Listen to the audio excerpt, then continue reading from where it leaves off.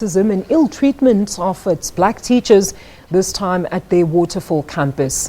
The Gauteng Department of Education says 2 educators have since been removed from their duties, as Lopang Alamu reports. This is a recording from one of the parents at Curro Waterfall. It was recorded during a parents' meeting with the school. Our kids are still not stable in that class. They're still not like warming up. Stability for me is number one for our kids. He opted not to speak to the SABC on camera, fearing victimization of his child who attends the Midrand-based school.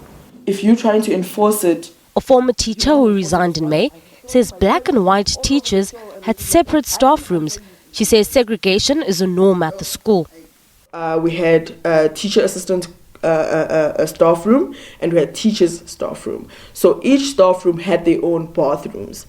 But most of the time you would find a separate group sitting in a certain staff room and another group sitting in a certain staff room, you know.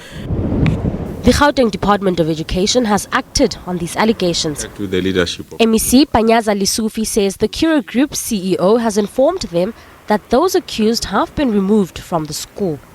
I personally spoke to the group CEO and I presented the story to him. He flatly denied it, but because we have this relationship with them, he said it must not be just a question of rejecting it. We request them to put appropriate systems to investigate, verify, and within the next 3 months give us a report. We asked the MEC if independent schools were struggling to transform. Yeah, they are. It's a reality because it's...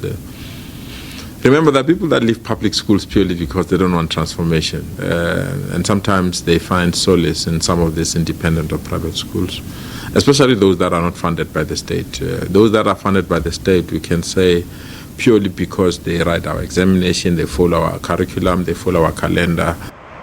This is not the first time that Curro is in hot water over allegations of racism. In 2015, Curro Rodiplant was found guilty of racism after it was discovered that 2 buses were used to transport black and white pupils separately from a school trip. Several attempts were made to get Curro on camera with no success. Lopang Alamu, SABC News, Johannesburg.